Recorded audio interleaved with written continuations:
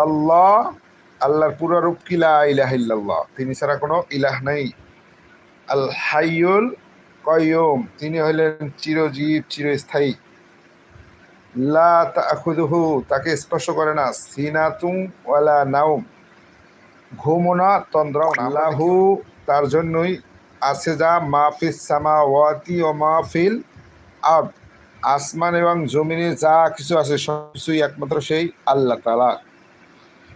এরপর আল্লাহ বলছেন মাং জাল্লাদি, কে আসো, ইয়াশফাহু, সুপারিশ করবা, ইনদাহু, তার কাছে, ইল্লা বিইযনিহি, তার অনুমতি ছাড়া। এর মাধ্যমে আল্লাহ তাআলার বড়ত্ব মহত্ব প্রকাশ পাইছে যে আল্লাহর সামনে কেউ কথাই বলতে পারে না তার অনুমতি ছাড়া। ইয়া আলামু, আল্লাহ জানেন, মা বাইনা আইদিহিম, সামনে কি হবে, সামনে কি আছে আল্লাহ সেটা জানেন। অমা খলফাহুম, এবং পিছনে যেটা আছে আল্লাহ সেটাও জানেন।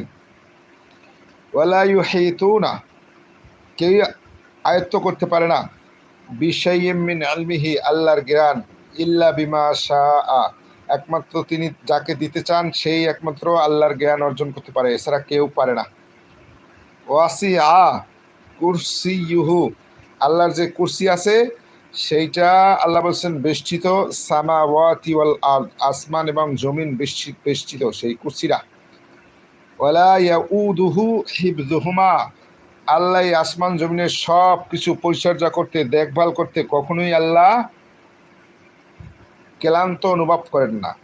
ওহুয়াল আলিয়ুল আযীম, তিনি হইলেন সুমহান সুউচ্চ।